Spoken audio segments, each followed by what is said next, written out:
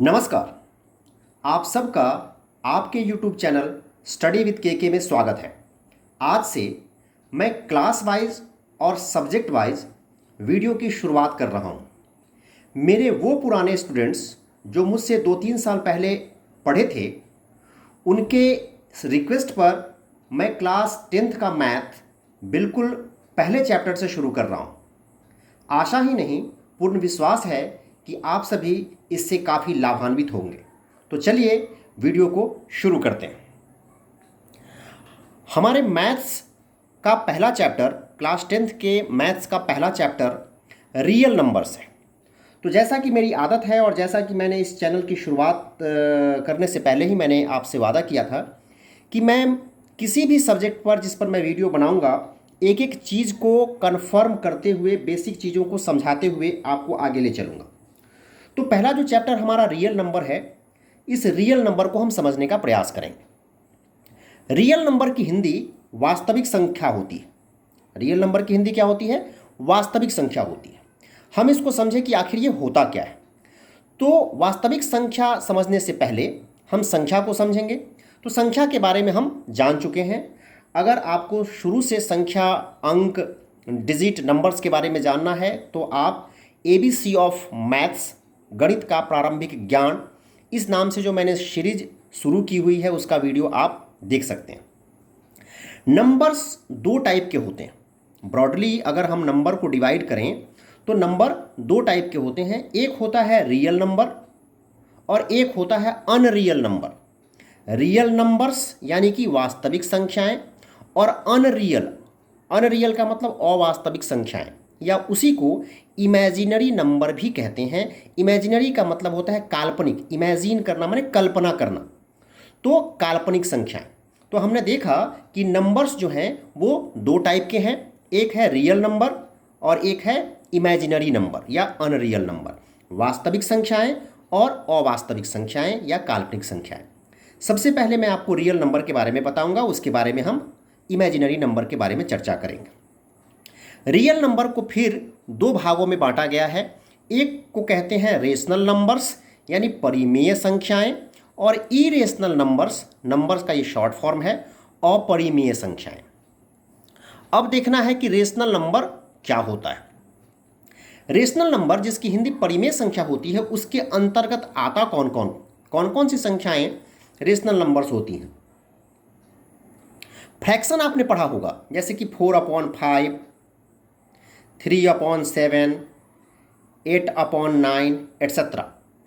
तो जितनी भी संख्याएं आपने एज अ फ्रैक्शन के रूप में पढ़ी हैं, 4th, 5th, 6th, 7th जब तक भी पढ़ी है, वो सारी की सारी रेशनल नंबर्स के अंदर आती हैं। उसके बाद आपने डेसिमल पढ़ा होगा। इसी को अगर हम ब्रेक करेंगे, इसी को अगर हम डिवाइड करेंगे तो यह डेसिमल में आएगा, जैसे कि 4.5, 6.07 एट्सेट्रा। तो ये सारी की सारी संख्याएं भी क्या हैं? रेशनल नंबर के अंदर आती हैं, यानी कि रेशनल नंबर्स हैं। उसके बाद प्राइम नंबर्स आपने पढ़ा है कि वे नंबर्स, एक से बड़ी वे संख्याएं जिनके एक या खुद यानी कि दो ही फैक्टर्स होते हैं, जैसे कि 2, 3, 5, 7 एट्सेट्रा। तो ये जो प्राइम संख्याएं हैं, प्राइम नंबर्स हैं, जिसकी हिंदी हम अभाज्य संख्या कहते हैं, वो भी रेशनल नंबर होती हैं। कंपोजिट नंबर, वैसे नंबर्स जिनके एक और अपने आप से तो डिविजिबल वो होते ही हैं, साथ ही साथ किसी दूसरे नंबर से भी डिवाइड हो जाते हैं, यानी जिनके दो से ज़्यादा फैक्टर्स होते हैं, उन्हें हम कंपोजिट नंबर्स कहते हैं। वे भी रेशनल नंबर्स होते हैं, जैसे कि 2 को छोड़कर 4, 6, 8, 9, 10, 12, 14, 15, 16 एट्सेट्रा। अब है इवन नंबर्स यानी कि वे संख्याएं जो दो से कंप्लीटली डिविजिबल हैं, उसको हम इवन नंबर कहते हैं। वो दो के मल्टीपल्स में भी आती हैं, मल्टीप्लिकेटिव टेबल में भी आती हैं, जैसे 2, 4, 6, 8, 10। वे संख्याएं भी रेशनल नंबर्स हैं। ऑड नंबर्स की बात करें तो वे संख्याएं जो दो से पूरी तरह से डिवाइड नहीं होती हैं, उन्हें हम ऑड नंबर कहते हैं, जैसे कि 3, 5, 7, 9, 11 एट्सेट्रा। जितने सारे इंटीजर्स हैं वे सारे के सारे रेशनल नंबर्स हैं। यानी इंटीजर्स में आपने देखा होगा कि पॉजिटिव इंटीजर्स हैं, माइनस इनफाइनाइट से लेके प्लस इनफाइनाइट तक जो पढ़ा आपने वो सारा का सारा इंटीजर्स था। उसमें पॉजिटिव इंटीजर्स भी हैं, जैसे 1 2 3 4 5 6 7 8 9 2 कहाँ तक, इनफाइनाइट तक। इसी को अगर आप गौर से देखेंगे तो इसको हम क्या बोलते थे, इसको हम नेचुरल नंबर बोलते थे। तो सारा का सारा नेचुरल नंबर जो है वो भी रेशनल नंबर है। अगर हम 0 1 2 3 4 5 6 7 8 की बात करें जो कि इंटीजर्स में भी होता है, तो इसी को हम होल नंबर कहते हैं। तो सारा का सारा होल नंबर भी रेशनल नंबर के अंदर आता है। उसके बाद इंटीजर्स में नेगेटिव भी आता है। तो नेगेटिव इंटीजर्स दैट इज -1 -2 -3 -4 -5 -6 कहाँ तक, माइनस इनफाइनाइट तक। तो ये सारे के सारे नंबर्स जो आप देख रहे हैं, ये सारे के सारे नंबर्स किस में आते हैं, रेशनल नंबर्स के अंदर आते हैं। तो हमें रेशनल नंबर समझ में आ गया कि ये सब हमने जो पढ़ा है वो सारा का सारा परिमेय संख्या यानी रेशनल नंबर्स है। अब है इरेशनल, अपरिमेय। अपरिमेय का मतलब कि जो परिमेय नहीं है। ऐसी संख्याएं जो परिमेय नहीं होती, रेशनल नंबर में नहीं आती, नहीं होती, उन्हें इरेशनल नंबर कहते हैं। लेकिन यह डेफिनेशन इसकी पर्याप्त नहीं है। इसी चैप्टर में जब हम आगे चलेंगे तो हम रेशनल नंबर और इरेशनल नंबर के बारे में आपको विस्तृत बताएंगे। जैसे कि रूट टू का अगर हम वैल्यू निकालें तो ये होता है 1.414 और भी कुछ रिपीट करता हुआ चलता है। अगर हम रूट थ्री की बात करें तो ये होता है 1.732 कुछ समझ में आई। उसके बाद 2 माइनस रूट 3 यह भी एक इरेशनल नंबर है। 5 प्लस रूट 3 यह भी एक इरेशनल नंबर है। तो इस टाइप की जो संख्याएं होती हैं उसको हम कहते हैं कि ये इरेशनल नंबर है। फिर मैं आपको बताऊं कि रेशनल नंबर और इरेशनल नंबर के बारे में विस्तृत अध्ययन हम इसी चैप्टर में जब आगे बढ़ेंगे तो इसके बारे में पढ़ेंगे। साथ साथ ये भी पढ़ेंगे कि हम इसको प्रूव करके बताएंगे कि रूट 2 और रूट 3 रूट 5 रूट 7 या ये सभी जो है वो इरेशनल नंबर कैसे है। ठीक है, अब हम इसको यहीं पर विराम देते हैं। इसके बारे में आगे के बारे में हम चले।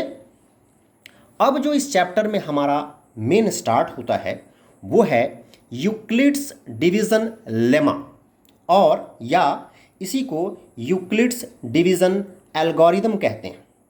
ठीक है, यहाँ यूक्लिड जो है एक महान गणितज्ञ थे ग्रीक के। डिवीज़न आप सभी आदमी जानते हैं कि भाग देना। एक नया वर्ड यहाँ लेमा और एक नया वर्ड यहाँ एल्गोरिदम है। लेमा कुछ नहीं है, जब आप डिक्शनरी में लेमा को देखेंगे तो लेमा का मतलब होता है प्रूवन स्टेटमेंट। ऐसा स्टेटमेंट जो पहले से प्रूव किया गया है और जिसकी सहायता से हम दूसरे स्टेटमेंट को प्रूव करते हैं, ऐसे स्टेटमेंट को हम लेमा कहते हैं। मैं आगे इसका डेफिनेशन मैंने दिया है, मैं आगे इसको और समझाऊंगा। जब आप डिक्शनरी में एल्गोरिदम को देखेंगे तो एल्गोरिदम का मतलब होता है अ सेट ऑफ रूल। किसी भी काम को करने के लिए जो हम स्टेप बाय स्टेप करते हैं, वेल डिफाइंड स्टेप, उसको हम एल्गोरिदम कहते हैं। समझ में आ गई बात। यूक्लिड साहब के बारे में जाने तो Euclid was a great Greek mathematician. Euclid जो थे वो ग्रीक के एक बहुत बड़े क्या थे, मैथमेटिशियन थे, गणितज्ञ थे। वह व्यक्ति जो गणित जानता है उसे हम गणितज्ञ यानी मैथमेटिशियन कहते हैं। He is also regarded as father of geometry. उन्हें ज्यामिति यानी कि ज्योमेट्री का फादर भी कहा जाता है। He is famous for his elements of geometry. उन्हें एक बहुत बड़ी पुस्तक लिखी है, बुक लिखी है एलिमेंट्स ऑफ ज्योमेट्री नाम से। तो इसके लिए वो बहुत फेमस, बहुत प्रसिद्ध हुए। And also known as Euclidean geometry. और यूक्लिडियन ज्योमेट्री जो होती है, ज्योमेट्री का जो बेसिक सिद्धांत दिया है वो उन्होंने ही दिया है। इसी कारण से he is regarded as father of geometry. तो यूक्लिड साहब के बारे में हमने इतना जान लिया। देख रहे हैं, मज़ा आ रहा है कि धीरे धीरे हम सबके बारे में जानें। यूक्लिड के बारे में जान लिया है, हम डिवीज़न के बारे में हम जान चुके हैं, बचपन से पढ़ते आ रहे हैं। लेमा और एल्गोरिदम के बारे में हमने जाना। अब हम दोनों को डिफाइन करके आगे चलने का प्रयास करेंगे। चलिए, ये आपके सामने आ गया कि लेमा क्या है। Lemma, what is lemma. तो अब प्रूवन स्टेटमेंट, मैंने बोला था कि यह एक प्रूवन स्टेटमेंट है, पहले से सिद्ध किया हुआ, सत्यापित किया हुआ स्टेटमेंट है। विच इज यूज्ड, जिसका यूज किया जाता है किस चीज़ के लिए, तो टू प्रूव अदर स्टेटमेंट्स। दूसरे स्टेटमेंट्स को प्रूव करने के लिए। तो ऐसे प्रूवन स्टेटमेंट को जिसका यूज करके हम दूसरा स्टेटमेंट प्रूव करते हैं उसे हम इज कॉल्ड अ लेमा, उसे हम लेमा कहते हैं। इट इज नथिंग, यह कुछ नई चीज नहीं है। It is nothing but a restatement. जिस स्टेटमेंट को फिर से कहा जाए उसे हम रीस्टेटमेंट कहते हैं। तो ये बहुत बड़ी चीज नहीं है। Is nothing but a restatement of the long division process we have been doing for the last many years. जो हम बहुत सालों से इसको हम करते आ रहे हैं उसी का यह रीस्टेटमेंट है। कैसे करते आ रहे हैं आपको आगे समझ में आएगा। ठीक है, अब हम देखते हैं कि एल्गोरिदम को कैसे डिफाइन करेंगे। What is algorithm? मैंने बताया था कि यह वेल डिफाइंड स्टेप्स है। किसी भी चीज़ को करने का एक स्टेप होता है। मैंने पिछली कक्षाओं में ABC ऑफ मैथमेटिक्स जो बनाया है उसमें जो जो चीज़ दी है स्टेप बाय स्टेप आप अपने लाइफ में सुबह से लेकर शाम तक जो भी काम करते हैं वो ऑर्गेनाइज्ड रूप में करते हैं, प्रत्येक स्टेप में करते हैं। मान लीजिए कि आप स्कूल ही जाते हैं, तो स्कूल जाते हैं तो पहले आप जगते हैं, जगने के बाद जो नित्य क्रिया होती है सुबह की वो करते हैं। ठीक है, उसके बाद ब्रेकफास्ट करते हैं, अपने बुक्स को अपने बैग्स में डालते हैं और उसके बाद जिसकी जो सुविधाएं होती हैं, कोई साइकिल से जाता है, कोई बाइक से जाता है, कोई स्कूटी से जाता है, किसी के मदर फादर ने उनके लिए जो है वो 4 व्हीलर लगा रखा है। ठीक है, तो ये स्टेप्स हैं, जिस स्टेप्स को आप फॉलो करते हैं और आप स्कूल जाते हैं। ठीक है, तो एल्गोरिदम कुछ नहीं है, एक वेल डिफाइंड सीरीज है किसकी, स्टेप्स की, विच गिव्स अ प्रोसीजर, जो हमें एक प्रोसीजर देता है, जिस प्रोसीजर को फॉलो करके हम क्या करते हैं, सॉल्व करते हैं किसी टाइप के प्रॉब्लम को। Solving a type of problem is known as algorithm. That is, algorithm is a series of well-defined steps which gives a procedure for solving a type of problems. ठीक है, अब है कि यह लेमा और algorithm, Euclid division lemma और Euclid division algorithm इस type से मिक्स हो गए हैं। बोथ दोनों Euclid division lemma and algorithm, Euclid division lemma और यूक्लिड डिवीजन एल्गोरिदम इस टाइप से मिक्स हो गए हैं। आर सो क्लोजली इंटरलिंक्ड, एक दूसरे से इस तरह से इंटरलिंक्ड हो गए हैं, जुड़ गए हैं, that people usually call Euclid division lemma as Euclid division algorithm, कि लोग यूक्लिड डिवीजन लेमा को ही यूक्लिड डिवीजन एल्गोरिदम कहने लगते हैं। इसमें कहीं से कोई दिक्कत नहीं है। समझ में आ गई बात इतनी? अब हम चलते हैं कि इस चैप्टर में पढ़ना क्या है। इस चैप्टर में जो पढ़ना है वो आप क्लास 4 से पढ़ते आ रहे हैं। यकीन मानिए ये चीज़ आपने पढ़ा है, सिर्फ उसको क्या किया है कि एक नया नाम देकर आपको परोसा गया है। मैं शुरू से बोलता हूं कि जो चीज़ आपने पहले से पढ़ा है उसी को नया नाम दिया है। फैक्टर के बारे में देखेंगे तो फैक्टर क्या है, डिवीजन ही तो है। जो नंबर किसी को कंप्लीटली डिवाइड कर देगा उसका फैक्टर है। ये हमने 4 क्लास में पढ़ा है। जैसे मान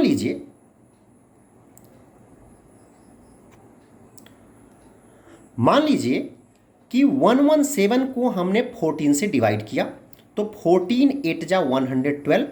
जब हमने इसको सब्ट्रैक्ट किया तो 7 में से 2 गया 5, 1 में से 1 गया कुछ नहीं, यहाँ 0 भी हो सकता था, 1 में से 1 गया कुछ नहीं, यहाँ 0 भी हो सकता था।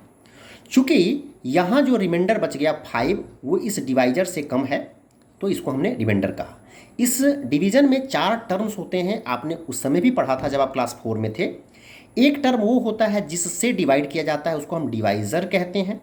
एक टर्म वो होता है, यानी एक नंबर वो होता है जिसको डिवाइड किया जाता है, उसको हम डिविडेंड कहते हैं। और एक नंबर वो हमें मिलता है जो उसका रिजल्ट होता है, उसको हम कोसेंट कहते हैं, जिसको स्मॉल q से हम यहाँ डिनोट करेंगे। और जो हमें बच जाता है अंत में उसे हम रिमाइंडर कहते हैं, उसको हम स्मॉल r से यहाँ डिनोट करेंगे।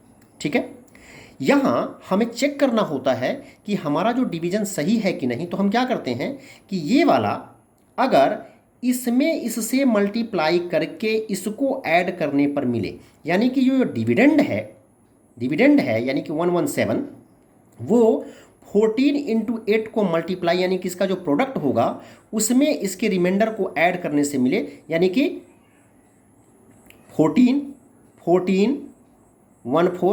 14 इंटू 8 प्लस 5, तो क्या हो जाएगा 14 8 जा 112 और 5 117 मिल गया।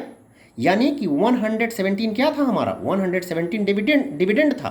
तो डिविडेंड इज इक्वल टू 14 क्या था 14 वाज आवर डिवाइजर।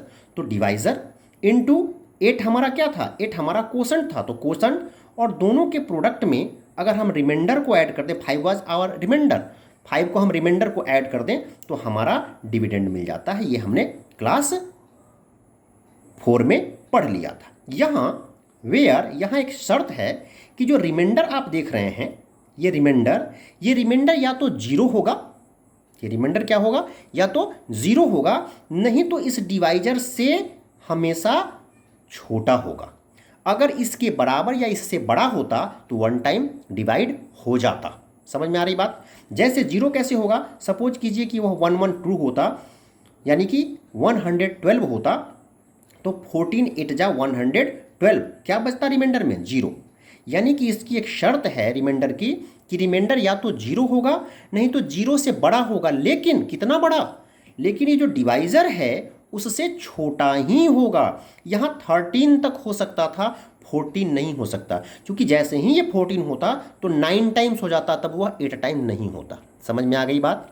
तो ये शर्त है, तो इसलिए मैंने लिखा यहाँ पे आपको समझाने के लिए कि रिमाइंडर की स्थिति क्या होगी, तो ये या तो जीरो से बड़ी होगी या जीरो के बराबर होगी। समझ में आ गई बात। एक साइन है ये और एक साइन है ये, इसको कहते हैं इज ग्रेटर देन, इसको क्या कहते हैं इज ग्रेटर देन से बड़ा है, और इसको कहते हैं इज स्मॉलर देन से छोटा है। समझ में आ गई बात। तो यहाँ यह आर जो है रिमाइंडर जो है वो जीरो के या तो बराबर होगा, ये एक इक्वल टू है। तो इसी ग्रेटर में अगर आप यहाँ लगा दें तो इसको बोलेंगे ग्रेटर एंड इक्वल टू, इस साइन को बोलेंगे ग्रेटर एंड इक्वल टू। ये इक्वल टू का साइन है, अगर आप इसमें ऐसे लगा दें तो इसको बोलेंगे लेस एंड इक्वल टू या स्मॉलर एंड इक्वल टू। समझ में आ गई। तो ये जो रिमाइंडर होगा वह इधर मुंह खुला हुआ है, यानी कहेंगे कि यह रिमाइंडर जीरो के या तो बराबर है या जीरो से बड़ा है, लेकिन डिवाइजर रिमाइंडर से बड़ा है, यानी कि रिमाइंडर डिवाइजर से हमेशा छोटा है। इस चीज़ को ध्यान में रखिएगा, ये हमें इसमें परेशान करेगा। ठीक है, इसी चीज़ को हम यहाँ समझेंगे। हमने यहाँ नंबर से समझा था, नंबर से हमने अंक गणित जिसको बोलते हैं, जिसको हम एरिथमेटिक बोलते हैं, एरिथमेटिक में हम अंकों के बारे में पढ़ते हैं। और जब हम अंकों के स्थान पर, डिजिट्स के स्थान पर क्या बोलते हैं सिंबल का यूज करते हैं, ठीक है, तो हम उसे अलजेब्रा कहते हैं। तो हम एक्चुअली अलजेब्रा पढ़ रहे हैं, तो इसी चीज़ को हम अलजेब्रा में समझने का प्रयास करेंगे। मान लीजिए a and b are two positive integers, ये भी पॉजिटिव था, ये भी पॉजिटिव था, ये भी इंटीजर्स है, ये भी इंटीजर्स है, ये भी इंटीजर्स है, ये भी इंटीजर्स है। तो हम दो की बात करें, पहले तो हमें दो ही दिया गया था ना, उसके बाद ये भी मिला, ये भी मिला। तो यह और यह यानी कि divisor and dividend, that is मान लेते हैं a और b दो पॉजिटिव इंटीजर्स हैं। किस तरह से, जिसमें a जो है वो b से बड़ा है, a जो है वो b से बड़ा है, यानी a को डिवाइड करेंगे b से, यानी हमेशा छोटे वाले से बड़े वाले को डिवाइड करते हैं, या यूँ कहें कि बड़े वाले को छोटे वाले से डिवाइड करते हैं। तो हमने यहाँ मान लिया, अगर हम यहाँ नहीं लिखते तो हमें पता नहीं चलता कि a और b में कौन बड़ा है कौन छोटा है। तो हमने यहाँ मान लिया कि a और b दो पॉजिटिव इंटीजर्स हैं। इंटीजर्स तो नेगेटिव भी होते हैं ना, तो हमने माना कि नहीं, नेगेटिव नहीं है, यहाँ पॉजिटिव हैं। और दूसरा केस हमने मान लिया कि a जो है वो b से बड़ा है, यानी कि a को b से डिवाइड करेंगे, a को b से हमने डिवाइड किया। तो a को b से डिवाइड किया तो निश्चित रूप से हमें कुछ ना कुछ कोसेंट मिलेगा।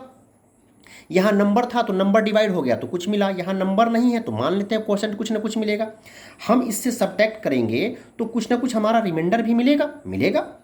तो जिस तरह से ये जो डिविडेंड हुआ करता था 117, वो इसके और इसके मल्टीप्लिकेशन के प्रोडक्ट में रिमाइंडर को ऐड करने से मिलता था। ठीक उसी तरह से यह जो डिविडेंड है यहाँ पर a, वह b और q के मल्टीप्लिकेशन करने पर, यानी b और q के प्रोडक्ट में इस r को ऐड करने से मिलेगा। बिल्कुल मिलेगा। अगर यह नियम इसके लिए सही है तो इसके लिए भी सही है, यानी कि यहाँ a जो है वो क्या होगा b into Q plus R, b into Q plus R. बिल्कुल सही। क्या होता था कि रिमाइंडर जो होता था या तो जीरो के बराबर होता था या जीरो से बड़ा होता था, किंतु डिवाइजर से हमेशा छोटा होता था। तो वेयर जहाँ यह जो आर होगा, वह आर जो होगा वो क्या होगा, वो या तो जीरो के बराबर होगा या जीरो से बड़ा होगा। लेकिन जो डिवाइजर है, डिवाइजर कौन है यहाँ, डिवाइजर यहाँ बी है, डिवाइजर देखिए यहाँ बी है, तो इस बी से छोटा होगा। यह साथ साथ इसके पूंछ की तरह लगता चलेगा, इसलिए इसको सीखने की जरूरत है। समझ में आ गई बात। अब यहाँ पर हमें स्टेटमेंट पता चली यूक्लिड्स डिवीजन लेमा की कि क्या कहता है ये। Here we get a statement, यहां हमें एक स्टेटमेंट प्राप्त हुआ। वो क्या कहता है, for any two given positive integers, किसी दिए हुए दो पॉजिटिव इंटीजर्स, मान लीजिए कि ए और बी हों, ए और बी किन्हीं दो दिए हुए पॉजिटिव इंटीजर्स के लिए there exist unique whole numbers Q and R, Q and R नाम से, Q एंड R के रूप में दो यूनिक का मतलब जिसके समान कोई दूसरा न हो, अद्वितीय, उसकी हिंदी होती है अद्वितीय, जिसके समान कोई दूसरा न हो। ठीक है, तो होल नंबर कैसे, सपोज कीजिए कि हमने जीरो को डिवाइड कर दिया 4 से, तो 4 जीरो जा जीरो, तो यहाँ आपको होल नंबर मिला ना, इसीलिए Q की जगह पर यहाँ पर क्या मिला, होल नंबर मिला।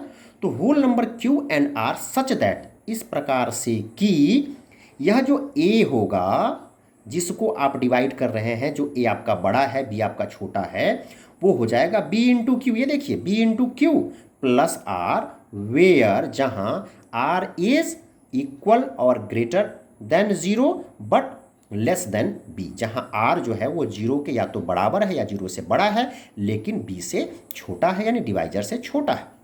वेयर जहां, और आपको समझाऊं, ए क्या है आपका, ए आपका डिविडेंड है, बी क्या है आपका, बी इज डिवाइजर, क्यू क्या है आपका, Q is quotient and R क्या है आपका, आर इज रिमाइंडर। तो ये स्टार्टिंग में आपके पीरियोडिक एग्जामिनेशन में ये पूछता है कि स्टेटमेंट लिखिए, यूक्लिड्स डिवीजन लेमा का स्टेटमेंट क्या है। तो ये कंप्लीट स्टेटमेंट है और इस स्टेटमेंट को समझाने के लिए मुझे यहाँ तक आने की ज़रूरत पड़ी है। आई होप आपको ये स्टेटमेंट और ये पूरी चीज़ें कहाँ से आई वो समझ में आ गई होंगी। ठीक है, चलिए हम आगे चलते हैं। अब है कि क्वेश्चन इसके ऊपर बनाते हैं। क्वेश्चन कहता है कि a number when divided by 53, कोई नंबर है जिसको 53 से डिवाइड किया जाता है, गिव्स 34 एज कोसेंट, तो हमें कोसेंट में 34 मिलता है, एंड 21 एज रिमाइंडर, और रिमाइंडर में उसके शेष फल में हमें 21 मिलता है। तो फाइंड द नंबर, वह नंबर क्या है। एकदम बच्चा सा छोटा सा सवाल है, ताकि जो हम पढ़े हैं उसको हम एक बार मैथमेटिकली ला पाएँ और हमारे दिमाग में फिर से हंट करें। ये हम बहुत पहले बना चुके हैं।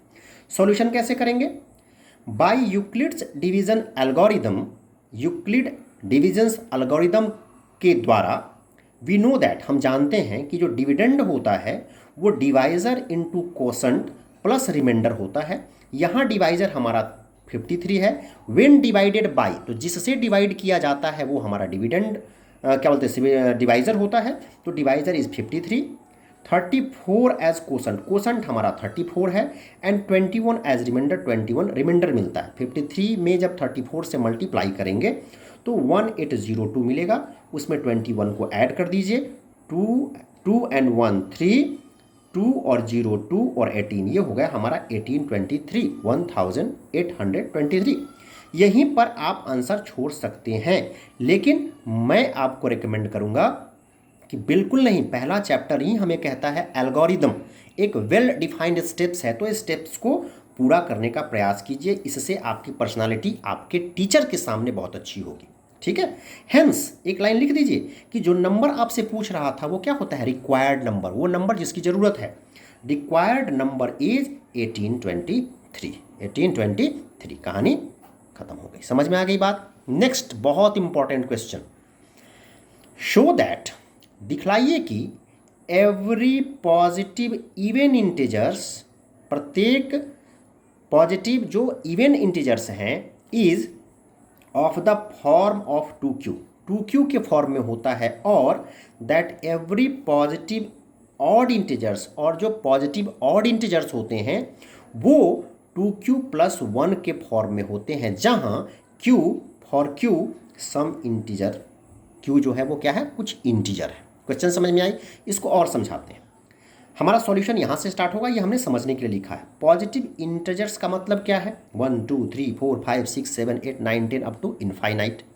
इसमें जिसको मैंने रेड से राउंड किया है, जैसे कि 2 4 6 8 10 12 14 एट्सेट्रा, ये सारे के सारे क्या हैं, पॉजिटिव भी हैं और इवन भी हैं। ठीक है, तो ये पॉजिटिव इवन इंटीजर्स हैं। और जिसको मैंने क्या किया है, ग्रीन से जिसको मैंने स्क्वायर में डाला है, जैसे 3 5 7 9 11, ये क्या है, पॉजिटिव तो हैं लेकिन ये ऑड है, तो इसको हम बोलेंगे ऑड पॉजिटिव या पॉजिटिव ऑड इंटीजर्स। तो हमें बताना है कि ये सब जो होंगे 2 4 6 8 10 जो होंगे वो 2q के फॉर्म में होंगे, और ये जो 3 5 7 9 वगैरह वगैरह होंगे ये 2q+1 के फॉर्म में होंगे। बात समझ में आ गई? चलिए इसको हम सॉल्यूशन करते हैं। सॉल्यूशन हमारा यहाँ से होगा। यहाँ पर एक छोटा सा टेक्निक आप ध्यान रखिएगा कि ये जो 2 होगा, ये जो 2 लगा हुआ है ऐसा जो पूछेगा, ये होगा इसका डिवाइज़र। कोई ना कोई नंबर होगा जिसको 2 ने डिवाइड किया होगा। ठीक है, तो डिवाइज़र हमें यहाँ से पता है, हम यहाँ से डिवाइज़र ले लेंगे। अब इसको लिखना स्टार्ट कीजिएगा, ऐसी ही भाषा लिखिएगा। लेट ए बी अ, यहाँ अ वह नहीं है, अ जो है यहाँ क्या है, ये आपका आर्टिकल है, लेकिन ये जो है वो एक नंबर है। Let a be a given positive integer, मान लेते हैं कि ए जो है वो एक दिया हुआ पॉजिटिव इंटीजर है, पॉजिटिव इंटीजर की चर्चा उसने करी थी। ऑन डिवाइडिंग ए बाई 2, इस ए को जब 2 से डिवाइड किया जाता है, मैंने क्या बताया था कि यहाँ से हम डिविडेंड लेंगे, तो जब इस ए को 2 से डिवाइड किया जाता है तो मान लेते हैं let Q be the quotient, Q जो है वो हमारा कोसेंट है और R बी द रिमाइंडर, और R जो है हमारा रिमाइंडर है। इसको लिखने का प्रयास कीजिएगा, आराम से ये अपने आप लिखा जाएगा। देन तब बाय यूक्लिड्स डिवीजन एल्गोरिदम को आप छोटा सिर्फ यूक्लिड्स एल्गोरिदम ही लिख सकते हैं। ठीक है, by Euclid's algorithm we know that, Euclid's algorithm के से हम जानते हैं कि यह जो a होगा, जो नंबर है जिसको 2 से डिवाइड किया जा रहा है, और q हमारा कोसेंट है और r हमारा क्या है, रिमाइंडर है, ये होगा 2q+r होगा, बिल्कुल होगा, ऐसा हम शुरू पढ़ा है हमने। जहाँ r की जो वैल्यू होगी वो ये तो सब में सेम रहती है, 0 के बराबर या 0 से बड़ी होगी, लेकिन जो हमारा डिविडेंड है, सॉरी डिवाइज़र है, डिवाइज़र हमारा क्या है 2, तो 2 से छोटी होगी। इस चीज़ को ध्यान रखिएगा। समझ में आ गई बात? और इसी को आगे बढ़ाइए, और a = 2q+r वेयर, यहाँ अब इसको समझिए, r या तो 0 के बराबर है यानी कि 0 है, या 0 से बड़ा है, 0 से बड़ा है 1 2, लेकिन कहता ना 2 से छोटा है यानी कि 1 तक है, यानी r की जो वैल्यू है वो क्या है, 0 है या 1 है। जो मैंने लिखा ये r = 0 और r = 1। ठीक, तो 2 केस होता है, एक तब जब r 0 होगा और एक तब जब r 1 होगा। तो केस फर्स्ट, वेन r = 0, जब r हमारा 0 होता है तब क्या होगा, तो हमारा जो है वो इक्वेशन a = 2q+r है, तो a = 2q+r, a = 2q को रहने देंगे, r हमने 0 लिया है केस फर्स्ट में, तो 0 2q + 0 दैट इज 2q, यानी कि a हमारा 2q हो गया। हमने इसको इक्वेशन फर्स्ट मान लिया ताकि हम आगे इसको लिख सकते हैं। समझ में आ गई बात? चलिए नेक्स्ट करते हैं।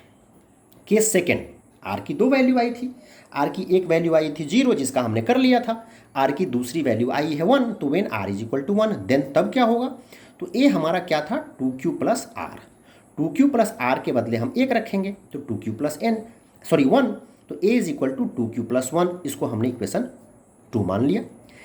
सिंस दिया हुआ है कि since q is some integers, q जो है वो हमारा कुछ इंटीजर्स है, ये मैं नहीं कह रहा, आपके क्वेश्चन में लिखा हुआ था। देखिए फॉर सम इंटीजर q, तो q हमारा क्या है, कोई इंटीजर है। ठीक है, so from equation first and equation second, ए क्या होगा, पहला इक्वेशन हमारा इक्वेशन फर्स्ट है, क्यू 2q है, तो क्यू सम इंटीजर है तो क्या होगा 1 2 3 4 5 6 यही तो होगा। तो 2 इंटू क्यू की जगह पर हमने एक बार 1 रखा तो 2, हमने क्यू की जगह पर 2 रखा दूसरा इंटीजर तो 4, क्यू की जगह पर तीसरा हमने 3 रखा तो 6, इसी तरह से 4 रखेंगे तो 8, 5 रखेंगे तो 10। तो ये 2 4 6 8 10 जो है वो क्या है, इवन तो है। समझ में आ गई बात। दूसरा इक्वेशन सेकंड हमारा 2q प्लस 1 है, यानी कि 2q की जगह पर हमने 1 रखा तो 2 1 जा 2 प्लस 1 दैट इज 3, q की जगह पर हमने 2 रखा तो 2 2 जा 4 प्लस 1 दैट इज 5, q की जगह पर हमने 3 रखा तो 2 3 जा 6 प्लस 1 दैट इज 7। इस रूप में अगर देखें तो 3 5 7 ये ऑड ही तो है। समझ में आ गई बात। हेंस अतः every positive even integer is of the form q 2q। तो सारा का सारा जो पॉजिटिव इवन है इंटीजर हमारा वह 2q के फॉर्म में है, और every positive integer is of the form every odd positive odd integer जो है वो हमारा 2q प्लस 1 के फॉर्म में है। देखिए 2q प्लस 1 3 5 7।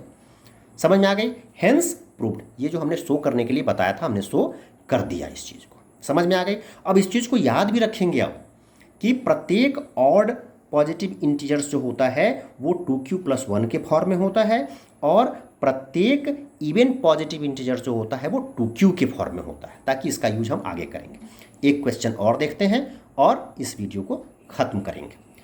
कहता है कि so that every positive odd integer, प्रत्येक पॉजिटिव ऑड इंटीजर जो होता है वो is of the form 4q plus 1, वह 4q प्लस 1 या 4q प्लस 3 के फॉर्म में होता है फॉर सम इंटीजर q, जहाँ q कोई इंटीजर है। यह भी एक इंपॉर्टेंट क्वेश्चन है। सेम काम करेंगे कि let a be a given positive odd, चूंकि ऑड की बात कर रहा है तो ऑड इंटीजर। मैंने बोला था कि ये जो q के साथ लगा होता है उससे भाग दिया गया होगा, यानी वह क्वेश्चन का डिवाइजर होगा। ऑन डिवाइडिंग a बाई 4, जो हमने पॉजिटिव ऑड इंटीजर माना है उसको जब हम 4 से डिवाइड करते हैं तो मान लेते हैं कि q हमारा कोसेंट और r हमारा रिमाइंडर है। Then by Euclid's algorithm, Euclid algorithm से हम जानते हैं क्या, वी नो दैट, हम जानते हैं कि a जो होगा, जो हमारा माना है हमने पॉजिटिव ऑड इंटीजर, वो 4 से डिवाइड कर रहे हैं, q हमारा कोसेंट है, 4q प्लस r होगा, जहां r की जो वैल्यू होगी वो 0 के या तो बराबर होगी या 0 से बड़ी होगी, लेकिन जो हमारा डिवाइजर है उससे छोटी होगी। ठीक है, इसको आगे बढ़ाइए।